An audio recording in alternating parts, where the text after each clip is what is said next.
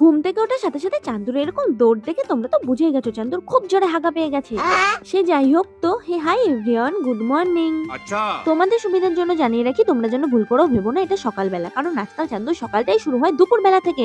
তো গাইজ मैं आज जाऊंगी গোলুদের বাড়ি, মানে একটু পরেই যাবো। তার জন্য আমি টুকটাক কিছু জিনিস নিয়ে নিয়েছিলাম। এই জামাটা কালকে আমি পরেছিলাম, কারণ কালকে প্ল্যান ছিল কালকে আমরা লাভ স্টোরি ভিডিও বানাবো। বাট ওই গোলুর বাচ্চা আমার সাথে লাভ স্টোরি ভিডিও বানায়নি, চলে গেছে মাছ ধরতে, তাই ওর সাথে আমিও চলে গেছি। তাই আজকে আমি আবার এই জামাটাই পরবো, আর এই জামাটা পরেই আমি লাভ স্টোরি ভিডিওটা বানাবো।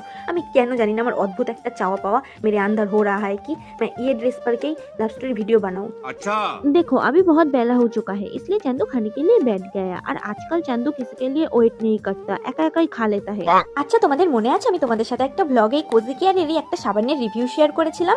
তোমরা অনেকেই কিন্তু সেখানে আমাকে কমেন্ট করেছিলে, মেসেজ করে জিজ্ঞেস করেছিলে, লিঙ্ক চেয়েছিলে। তো আমি কম বেশি সবাইকেই রিপ্লাই দিয়েছিলাম। আর হ্যাঁ, চলো আজকে তোমাদের সাথে আমি আরেকটা সাবানের রিভিউ শেয়ার করি। তো এটা হচ্ছে কোজি কেয়ারের হেলদি সোপ। তো এটা না আমি বেশিরভাগ টাইম ফেসেই ব্যবহার করি, আর এটা আমি রাত্রেবেলা ব্যবহার করি। তো এর মধ্যেও 3টে ছিল, বাট আমি অলরেডি একটা শেষ করে ফেলেছি। তো আজকে আরেকটা বের করছিলাম, তাই ভাবলাম চলো তোমাদের সাথে একটু শেয়ার করি। তো তোমরা চাইলেও এটা ব্যবহার করতে পারো। তোমরা তো সকলেই জানো যে হলুদ আমাদের ফেসের জন্য কতটা ভালো। আর হ্যাঁ, তো কিছু বলার একটাই কারণ, তোমরা অনেকেই আমার কাছে আমার স্কিন কেয়ারের রুটিন জানতে চাও। তো ওইভাবে তো সবটা বলা হয় না, তাই টুকটুক করে তোমাদের দেখিয়ে দিই যে আমি কি কি ইউজ করি কি করি না। अच्छा তো গাইজ मैं স্নান करके आ गया, আর দেখো ড্রেস भी পারলে। এবার চলো ফটাফট একটু রেডি হয়ে নাও। এদিকে আবার গোলু আসছে আমাকে নিতে, এসে যদি 2 মিনিট আবার দাঁড়িয়ে থাকে আবার রেগে বোম হয়ে যায় বাবু।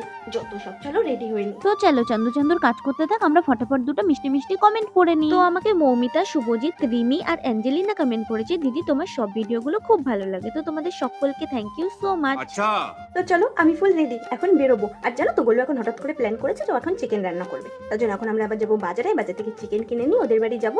আমি জানি না আজকে আমার লাভ স্টোরি ভিডিওটা হবে কিনা, ওর জ্বালায় আমি পাগল হয়ে যাবো মানে। তো চলো বেরোই, ও চলে এসেছে, দাঁড়িয়ে আছে বাইরে। তো তারপর চান্দু আর চান্দুর বর বেরিয়ে পড়লো, আর প্রথমেই চলে গেল স্টেশন, সেখান থেকে নিয়ে নিল কমলেশের পরোটা। তো গাইজ আমরা এখন এসেছি চিকেন নিতে। টাকা দাও, ওই টাকা দাও। কত লাগবে বলো 200 টাকা। মাত্র ওই ভাই টাকা দিন ও চান্দুটা যেমন স্যাচরা, ওর বরটাও তেমনি স্যাচরা। উনি 200 টাকা দেন না, বিরাট বড় লোক। সে যাই হোক, একটা কথা কিন্তু বলতেই হয়, চান্দুর বরটা চান্দুকে একটু বেশি ভালোবাসে। দেখো কিভাবে ব্যাগটা সামনে বাঁধিয়ে নিয়ে যাচ্ছে। अच्छा ব্যাপার ইয়ে কি, এই পরোটা দেখলে খুব খেতে ইচ্ছা করে, আর এই পরোটা খাওয়ার পর আর কিচ্ছু খেতে ইচ্ছা করে না। এটাই হচ্ছে তফাৎ।